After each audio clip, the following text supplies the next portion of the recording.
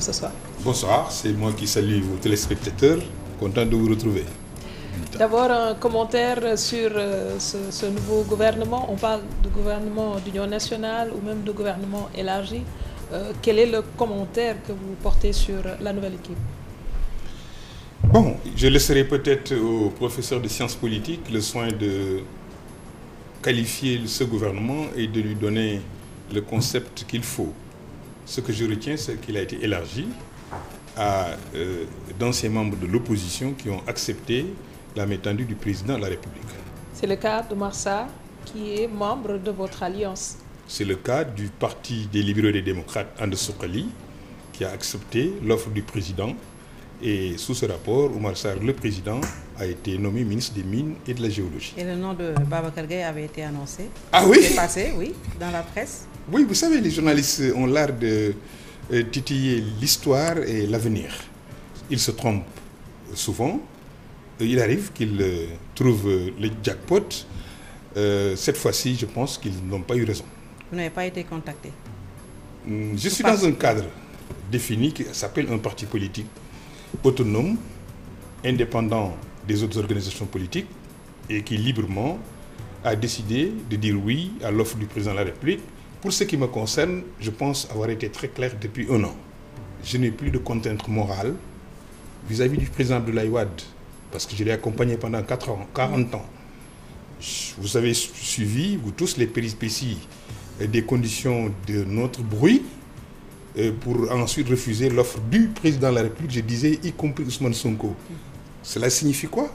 Cela signifie que mon option est claire. Je suis un homme politique, j'ai décidé de faire la politique pour essayer de participer à la transformation de notre société. Et sous ce rapport, si je ne suis pas au Parti démocrate sénégalais, soit je vais au Touba auprès de mon calife, Seigneur Mountakha Bassirou Mbacké, ou bien je replonge dans les affaires. C'est ce que nous avons fait à créer le parti. S'il y a des opportunités de poursuivre notre action tout en ayant en ligne de mire la conquête du pouvoir à travers notre parti, pourquoi pas? Est-ce que c'est votre formation en politique qui a désigné Oumar Sarr comme étant le membre de votre parti choisi par le chef de l'État? Ce que nous avons fait au sein de notre directoire national, c'est d'accepter, après l'avoir discuté, l'invitation du président de la République faite au parti de rejoindre le gouvernement. La décision de nomination appartient au président de la République qui certainement a pensé que le meilleur profil dans le groupe c'était Oumar Sarr. Est-ce que votre mouvement fait partie du FRN?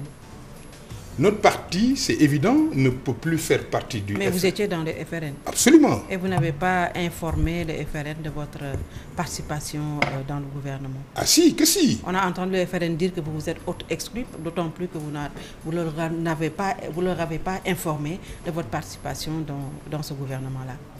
Je trouve que ce communiqué est redondant. J'ai beaucoup de respect et de considération pour Souran et nos amis et frères du Front de résistance nationale. Mais le samedi 31 octobre, bien avant notre acceptation de l'offre du président de la République, le président Oumar Sarr a discuté avec le coordonnateur, M. Souran, et avec certains leaders du Front. Les uns pensaient qu'il aurait dû être informé directement par le président, d'autres ont laissé en latence leur réponse. Nous sommes un parti souverain, nous avons adhéré au FRR en tant que Parti démocrate sénégalais, nous y sommes restés en tant qu'alliance des alliances Sopi, nous avons décidé souverainement de répondre à l'offre du président de la République, ce qui automatiquement signifiait que nous avions décidé de ne plus faire partie donc de l'opposition. On ne peut pas être à la fois dans la majorité et dans l'opposition, c'est évident. On peut s'attendre demain à vous voir aux côtés du chef de l'État alors? J'y suis déjà. Mais comprenez qu'être à côté d'un chef d'État n'est pas un rêve d'enfant chez moi. J'ai été 2 fois ministre d'État et 2 fois c'est moi qui ai quitté mes fonctions de manière libre. Ça veut dire quoi? Je suis déjà. Ça veut dire que notre parti, oui. Le parti des libéraux... On a libéraux... entendu quand même des libéraux qui ont été reçus par le président de la République après la formation du gouvernement. On a avancé des noms, je ne vais pas revenir sur ces noms. Est-ce que vous y étiez dans la délégation? Je ne connais pas les libéraux qui ont été reçus par le président. Vous savez, la famille libérale, elle est grande, elle est diversifiée. à la limite, je vais dire, elle est éparpillée, tout en restant, évidemment, dans ce creuset du libéralisme social. Certainement, le président a dû discuter avec certains de ses membres. Modou Diagne Fada est un libéral social. Souleymane Ndéné, et tout. Serigne Mbacké Ndiaye aussi. Comment dirais-je, Samuel Sarr, encore. Ils sont nombreux. Je n'ai pas été reçu par le président. Je ne peux pas attester d'une audience qui aurait existé entre le président Macky Sall et un de nos frères libéraux. La recomposition de la famille libérale semble être en bonne voie. C'est vrai qu'aujourd'hui, ce que nous dit le chef de l'État, c'est qu'il a essayé de mettre en place cette équipe pour la relance économique du pays, dans une perspective de faire booster l'économie nationale. Mais à côté, on ne peut pas ne pas élaguer le fait qu'en toile de fond, il y a la présidentielle qui se profile à l'horizon. Il y a également d'autres échéances électorales, notamment les élections locales. On n'a pas encore une date, entre 2021 et 2022. Si le président Macky Sall a pour ambition de rassembler la famille libérale, il n'aura fait qu'exécuter une volonté du président Abdoulaye Wade, qui d'abord l'a annoncé bien avant notre sortie du pouvoir, mais aussi qu'il a acté par une réunion du comité directeur du Parti démocrate sénégalais et qui a nommé une personnalité qui était chargée de mettre en œuvre cette vision-là. Que les libéraux se retrouvent, c'est, de mon point de vue, une affaire normale. Quand je parle des libéraux, je parle de tous ceux qui sont héritiers spirituels du président de la République, je veux dire l'ancien président Maître Abdoulaye Wade, mais aussi, nous ne sommes pas fermés, en tout cas moi je ne le suis pas, à tous ceux qui se réclament du centre. Parce que vous savez, Huntington, Fukuyama, ils ont cherché à nous faire avaler la fin de l'histoire, donc la fin des idéologies. Je répondais souvent que Nini, on a vu le fondamentalisme qui est aujourd'hui en train de causer énormément de problèmes à l'Occident. On a vu aujourd'hui le populisme qui gagne du terrain en Autriche, aux Amériques avec Trump, ici au Sénégal et partout ailleurs. On a vu du communautarisme qui est en train de se développer dans certains pays en Afrique. Le Sénégal a la chance d'avoir des hommes politiques équilibrés et qui savent choisir le centre. Nous voulons un grand rassemblement au centre entre les libéraux et les démocrates. Mais sauf que le président Abdoulaye Wade est toujours vivant et on lui souhaite encore de vivre beaucoup plus longtemps. Est-ce qu'aujourd'hui on n'a pas vu le PDS également dans ce gouvernement élargi? Est-ce qu'on peut parler de retrouvailles de la famille libérale sans le père du libéralisme sénégalais? Personne, j'ai dit, ne peut renier et ne doit renier la centralité du président Abdoulaye Wade dans le libéralisme social africain. Il en est le concepteur. C'est le précurseur. C'est dommage qu'il ne soit pas au centre justement de ce processus de retrouvailles. L'histoire politique du Sénégal ne peut pas faire l'économie de retrouvailles entre les forces politiques qui défendent les mêmes valeurs. Nous sommes des libéraux sociaux. Il y a d'autres qui sont des socialistes communistes. Il y a d'autres qui sont des extrémistes. Je pense que le Sénégal devrait avoir le soin, la possibilité, le moment pour pouvoir choisir entre ces valeurs quel est le meilleur choix. Pour revenir tout à l'heure à la question qui a été posée à propos du président Macky Sall qui a décidé de prendre en charge et de manière très rapide les préoccupations des Sénégalais, oui, je pense que la doctrine libérale aide à aller plus vite, aide à être plus efficace pour prendre en charge justement les questions économiques, mais sans toujours oublier que la finalité de l'action politique, c'est l'homme. Notre parti des libéraux et démocrates met l'homme comme objet, comme sujet, mais surtout comme finalité de l'action politique. Elle met en filigrane cette question latente sur les élections qui vont venir. D'ici 2024, il y a encore beaucoup de choses à faire pour les Sénégalais. Occupons-nous de ces questions en attendant. Les élections, elles se préparent dès à présent. On ne va pas attendre l'année 2024 pour se pencher là-dessus. Les élections présidentielles se préparent dès la fin du mandat. Tout parti politique qui gagne une élection présidentielle souhaite conserver le pouvoir, réaliser des actions politiques concrètes au bénéfice des populations et gagner à la prochaine présidentielle. Mais sauf que le président Macky Sall n'a pas droit à ce mandat-là. C'est à lui de lui poser la question. Il a déjà répondu. Il a dit ni oui ni non. Non, il a déjà répondu. Il a déjà répondu de manière très claire sur la question. En disant quoi? Revoyez vos vidéos. On l'a vu. Je ne suis pas le porte-parole. On lui a reposé la question le 31 décembre. Il a dit ni oui ni non. Je termine. Il a fait dans le clair-obscur. Oui, je pense que le président, à l'époque, quand il vous disait ni oui ni non, il ne s'est pas arrêté à ça. Je pense qu'il a dit aussi les conséquences d'une annonce de sa candidature ou de sa non-candidature. C'est lui qui sait pourquoi il ne veut pas dire aux Sénégalais pourquoi il ne se présentera pas en 2024 ou pourquoi il va se présenter en 2024. En tout état de cause. Connaissant Babacar Gaye dans un autre monde, il n'aurait pas cru à ça quand même. Moi, j'ai été très clair et je l'ai été en 2016 quand il fallait choisir entre le oui et le non. Ma principale préoccupation sur ce référendum et sur la loi constitutionnelle qui nous avait été proposée, c'était justement ce flou qui était entretenu autour du mandat du président de la République. J'avais proposé qu'on mette dans la Constitution une transition, une disposition transitoire de telle sorte qu'il n'y ait pas de possibilité de doute. Pourquoi les gens en parlent? Certainement ceux qui en parlent sont convaincus eux-mêmes qu'il en a droit. Sinon, pourquoi en discuter? Est-ce qu'aux États-Unis, il peut arriver à un Américain de penser que Obama aurait pu être candidat pour cette élection de 2020? Non. Ici au Sénégal, les débats se posent parce que nos textes ne sont pas très clairs. Je pense que le Sénégal gagnerait à avoir une constitution très claire. Ça ne veut pas dire que ce qui se fait aux États-Unis, c'est bien, parce que la démocratie américaine a ses limites. Les preuves sont palpables à propos de ces élections. Mais en tout état de cause, je pense qu'en 2024, les Sénégalais auront les candidats légitimes, légaux, qu'ils auront à élire. Aujourd'hui, avec cette réunification de la famille des Bérard... déjà, vous l'actez. C'est ce qu'on voit. Il y a une nouvelle séquence politique qui se dessine.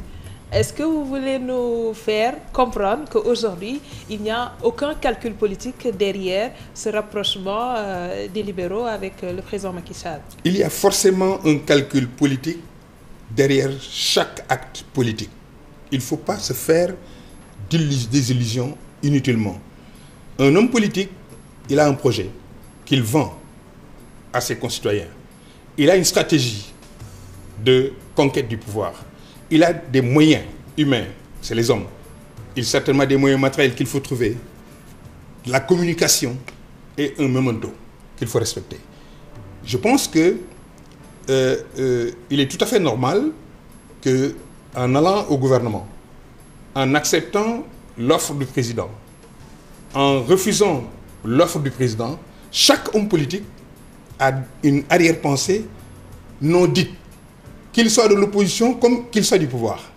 Permettons à chacun de ces camps de pouvoir garder en secret, parce qu'en réalité, comme le dit Sun Tzu, il faut toujours surprendre l'adversaire. Et c'est valable en politique. Mais en fait, vous avez dit tout un tantôt que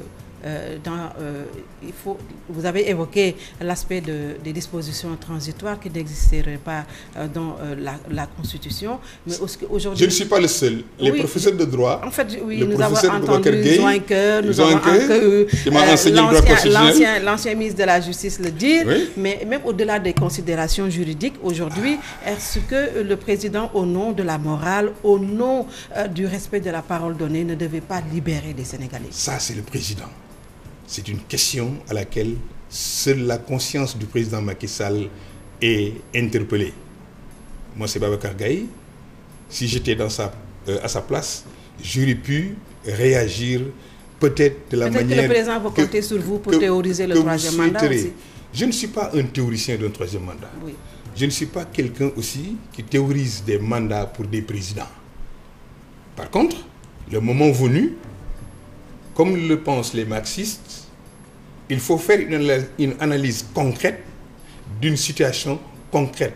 Et cette situation, c'est celle qui va se présenter quand les candidatures pour le troisième mandat ou pour la mandature vont se poser. Je suis dans une majorité pour l'instant. Dans 3 mois, je ne sais pas si je serai de l'opposition ou pas. Dans 3 ans, je ne sais pas, est-ce que Babacar Gaye ne sera pas un candidat face au candidat du parti qui aujourd'hui détient les rênes du pouvoir. Et si on s'arrête sur votre alliance, disons, quel est aujourd'hui l'objectif qu'elle se fixe? Pour le moment, il n'y a pas de discussion entre nous et le parti du président. Il a son parti, nous avons notre parti. Le parti des libéraux et des démocrates, And Sokhali, dirigé par le président Oumar Sarr, a accepté l'offre du président Macky Sall. Nous sommes dans notre parti. Nous avons comme objectif de massifier notre parti. La semaine prochaine, nous allons dévoiler et nos armoiries et nos permanences nationales. L'offre du président Macky Sall, ça repose sur quoi? Venez, entrez, voilà. Non, vous savez très bien que l'offre n'a pas commencé aujourd'hui. Oui. Le président a fait une offre politique majeure en demandant aux Sénégalais de se retrouver autour d'un dialogue pour discuter des questions qui concernent le pays. D'abord, la commission cellulaire sur le code électoral, où tous les partis politiques du Sénégal, sauf ACT, ont pris part à ce dialogue. Ensuite, il a élargi le dialogue. Le dialogue qui n'est pas encore terminé, le dialogue national. Non, il n'est pas totalement terminé. Oui. Mais au moins, il y a des conclusions qui me semblent assez importantes et qui sont des conclusions qui obligent la classe politique à aller vite sur le code électoral.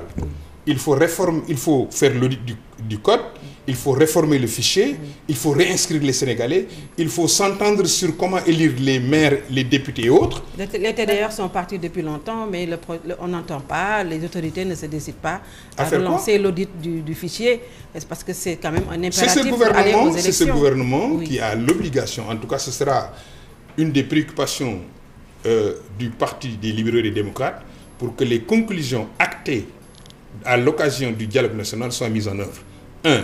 Pour que les conclusions qui n'ont pas été actées parce que nous ne sommes pas d'accord les uns et les autres, qu'on puisse poursuivre très rapidement les consultations et qu'on trouve très rapidement un consensus, le cas échéant, les mettre en application. Ça fait partie, nous, de notre mission au sein du gouvernement. Au-delà maintenant de ce qui préoccupe davantage les Sénégalais, le chômage des jeunes, l'immigration clandestine, la situation économique difficile, la femme, les enfants, l'école, l'éducation, ce sont des questions sur lesquelles nous apportons notre contribution. Parce que nous sommes aux affaires, nous avons décidé d'y aller. Ceux qui ont décidé de ne pas y aller sont tout aussi patriotes que nous et j'estime que chacun a fait son choix. C'est à l'avenir qu'on verra si les Sénégalais ont apprécié ou pas les décisions prises par ceux qui ont accepté l'offre du président de la République.